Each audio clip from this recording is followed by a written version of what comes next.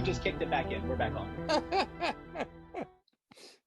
I should have known that. I have a good internet story too. Last year when I came here, I was like in the worst place with my mom ever, like where she used to be someone whose intellect I really respected. And then she was like a Trump supporter. And like I was writing her life story for a while, and I could see where she was kind of on the side of the villains in her story, and she kind of didn't see it at all, you know? And I kind of lost hope. I kind of thought like it was over, you know? And I would argue and argue to no success. But without trying, she was like obsessed with this Chinese show that was really, really lame. It was so stupid. And she like watched it over and over again. And she claimed that she was learning Chinese from it. And I was like, hey, you're on Duolingo. Why don't you learn Chinese on Duolingo? Like, you can learn it there. You could learn the characters and everything. She, since last year, finished Chinese on Duolingo. She's obsessed with it. She does it nonstop. I taught her to play on chess.com. She never wanted to learn chess. It was like, oh no, I don't want to learn it. Like it's too whatever for me. But I showed her chess.com, and it's like so good at guiding people and teaching people. And there's so much stuff and it's free. She became like, she has an addictive personality. She became addicted to both of those things. And her brain has completely changed. Number one, like learning a language reverses dementia and Alzheimer's.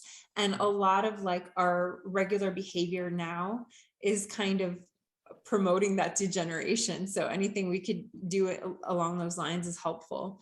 And then so I thought it was interesting. Like, I think that might be the way, is to not really try to change anybody's minds about anything, but like get them interested and like engaged in things that help build their own critical thinking skills.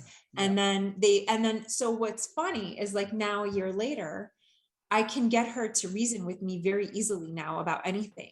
And like, I was talking to her about like the January 6th thing. And she was like, yeah, anybody who's doing that should be criminal. That is terrible. Those are, you know, like, so I like, it's been like a happy side effect that I didn't even plan.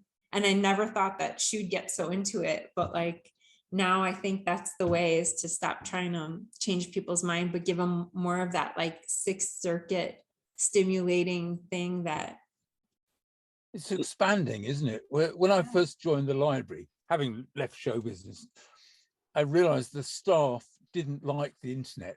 They didn't want to play.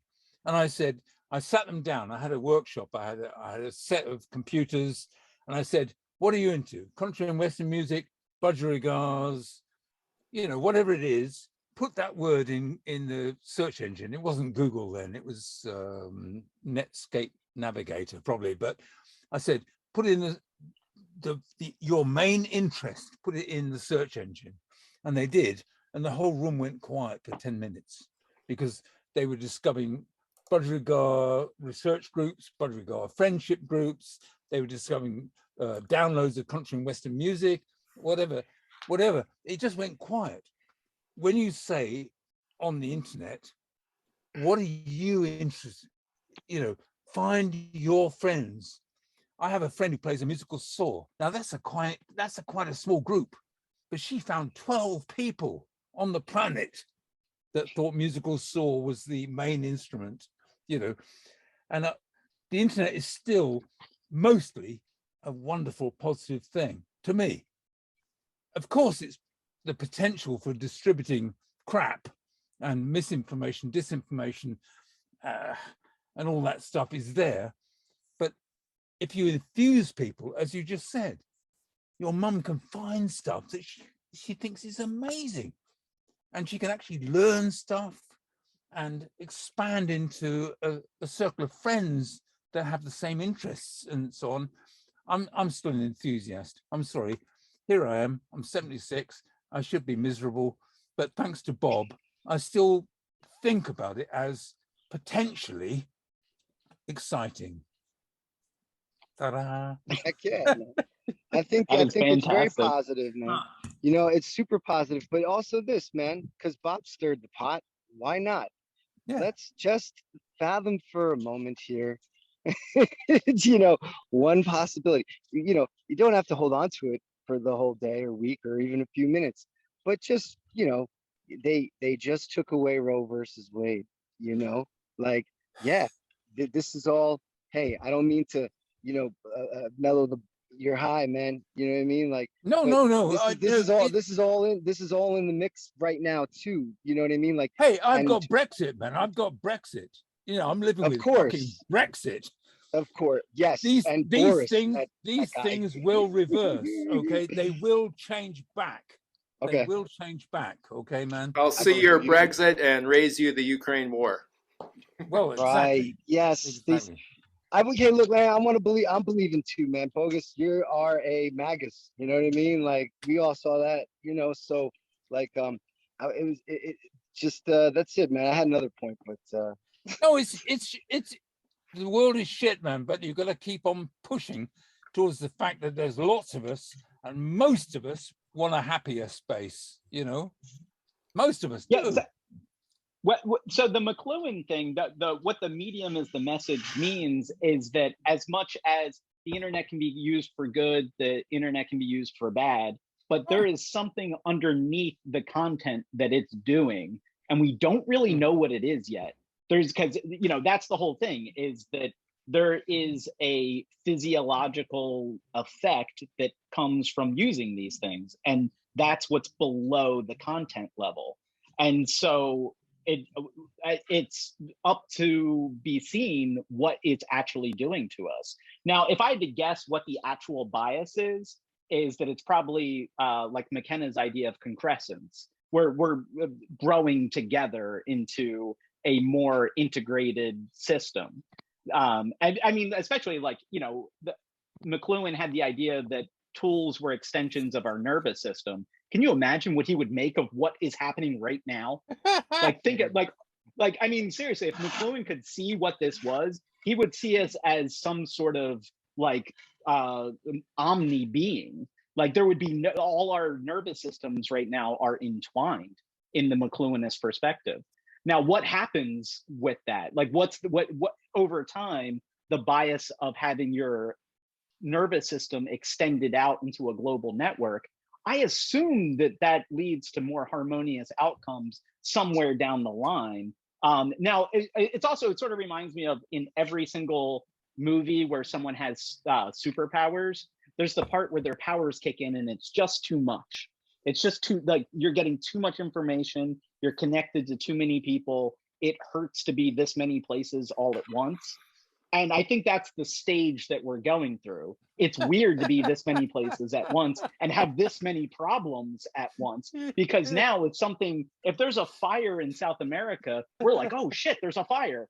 It's in South America. It is our problem, and we're aware of it now, but that didn't used to be the thing. So now there's a war over there. That's our problem. There's people getting shot there. That's our problem. It used to be, maybe a 10-mile square radius was your problem. Now it's all our problem. And I think that's hard to adjust to. And then you also have, so alphabet and ideogram, you have individual rights versus network responsibilities coming into conflict. So I want to be free to do what I want to do.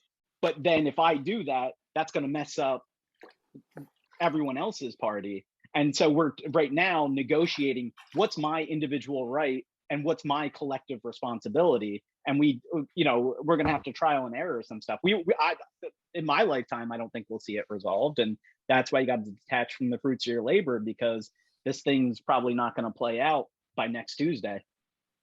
That's what I feel would be a unifying thing. And I would like to see as a result of the Supreme Court. Like I said, I think the Constitution's pretty fucked up, just looking at the first two amendments that and the way everything is, that if we could just get everybody to agree that, what if it were, number one, human rights, then like state laws, then federal laws, then treaties we make with other countries. Right. Like if we could just agree on that, then, you know, if a state wants to have legal weed, it's fine, but slavery, no, because that's affecting someone's human rights, you know, like, so, and then we could all come to agreement about what those human rights should be. I feel like that's a conversation that needs to happen all around globally. Like, that's something that we need to come to, like, what are human rights? What should we all be demanding from our governments equally everywhere?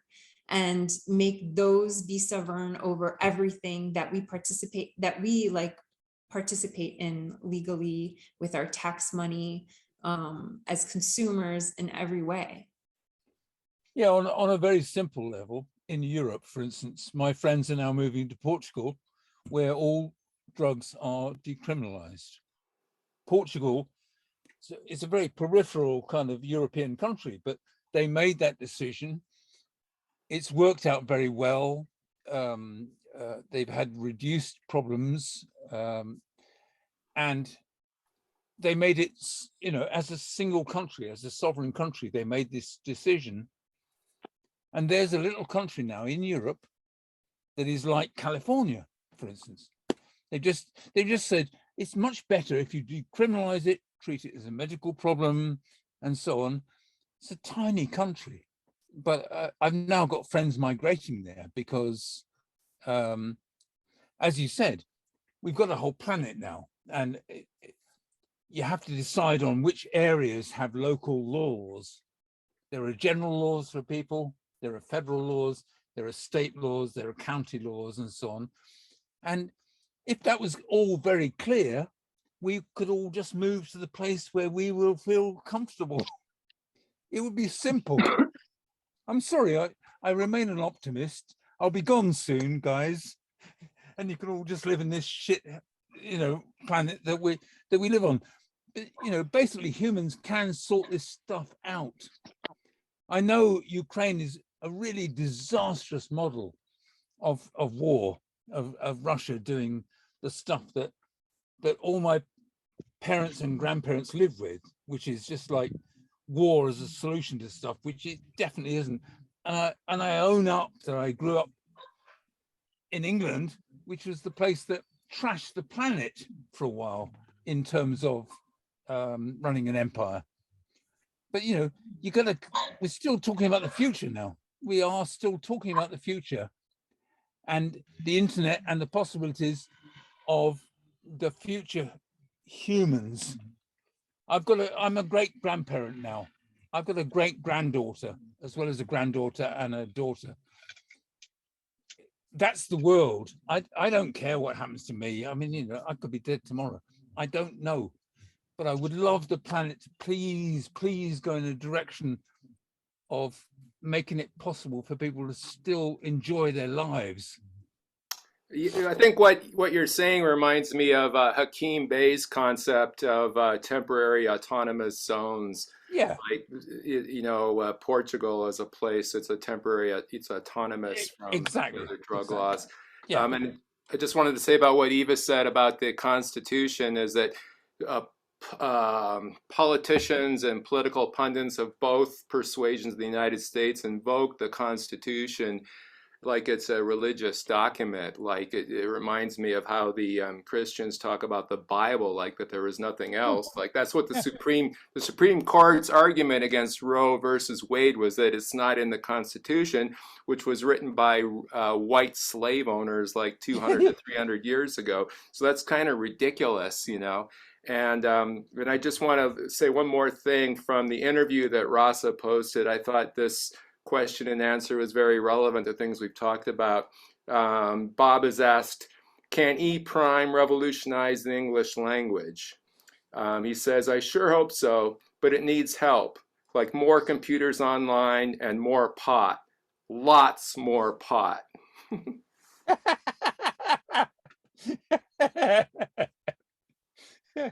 We'll say I've noticed that if you're gonna like disagree with someone online, if you use E prime, in my experience, it never escalates beyond like the original thing. It just doesn't escalate.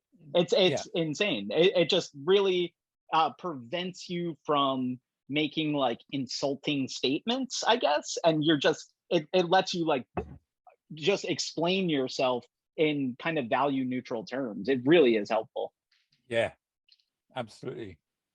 But it's almost impossible to talk that way. Like I can write that way, but it's very hard to get into your speech patterns. I mean, Yeah. you can catch yourself when you're overstating something.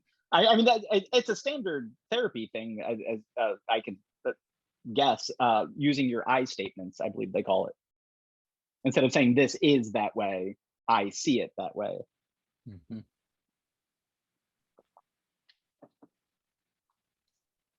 What do you guys think? Yeah, everybody want to say something to wrap up, and we'll get out of here? Or what do you think? Yeah, I've got one last thing that I wanted to How throw did out we there. all just go silent? I can't believe that happened. Sorry. It's politeness, you know. Yeah.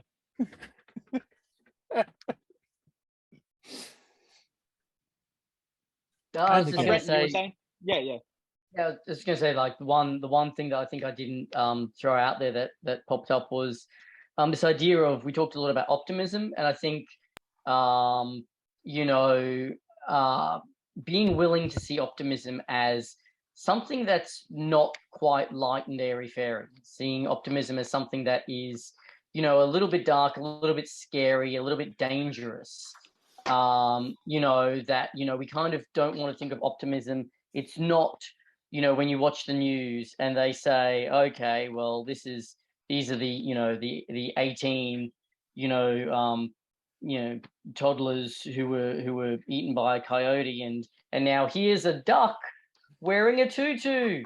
Like that's not optimism. That's, you know, that's Karl Marx's religion is the opium of the masses. You know, that's the thing that you get to be like, okay, well, everything sucks, but, you know, I guess I'll go on with my miserable life because tomorrow night there might be another duck wearing a tutu, or a cow, you know, who does a jig or something.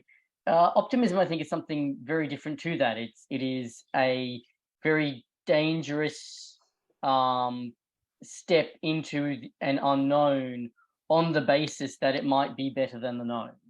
And I think that, you know, people here are willing to engage in that type of optimism. And I think that it's important for us to make sure we remember optimism as something that is,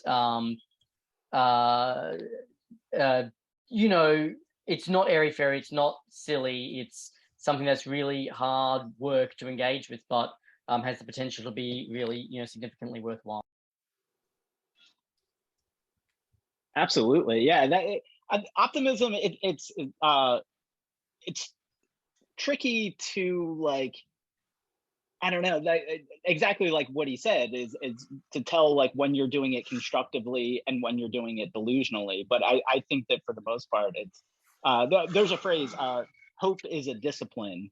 And I think it's important to remember that it's not that it's useless when used when everything's going well. Yeah, thank you for that. Just adding on to the notion of the medium is the message and the new format of the internet and stuff. Yeah, the digital McClellan book is pretty great. You know, Paul Levinson pretty much says that he believed that McClellan's ideas were more apt for the internet age than the television age, which is pretty awesome to think about. And what Levinson says is that the medium and the message is, it's about the light, the electric light. You know, like for McClellan, that was such a big deal. It completely altered humans' relationship to natural patterns, right? The day and the night. People could work at night now, sleep during the day.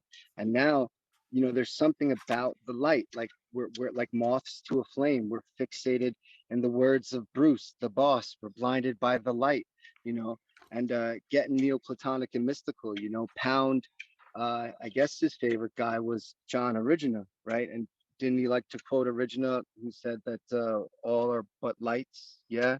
And so, I mean, if we're going there with it, that's a super interesting metaphysical thing to think about.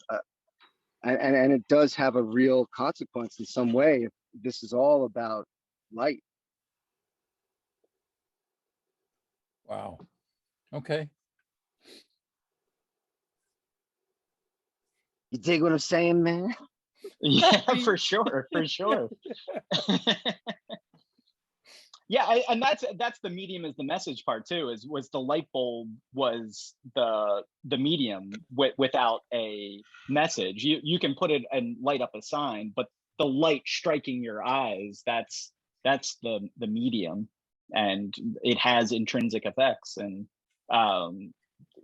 it's hard to tell in the moment what those are. It's only in hindsight that you can even guess at it. So yeah, I do think that I don't know. I wouldn't give it back, the internet. So as much as people get frustrated with it, I don't think social media is the cause of our problems. I think it's a stage on which we can examine them.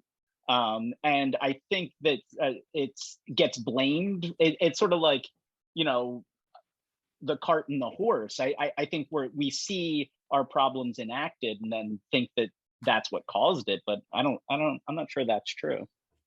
Maybe exacerbated.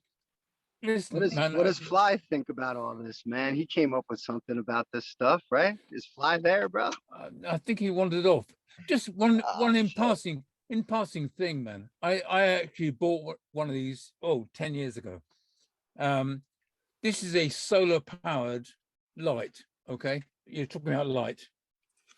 This thing was designed by guys, a technology guy and a design guy, and it's a solar powered light. And the idea was they would sell it to Europeans, expensive, and they would distribute them to South America and Africa and third world countries cheap, because this is a light source for people to study at night, to use sun in the day, to have light at night, and so on. This is a simple technology. It's really cheap.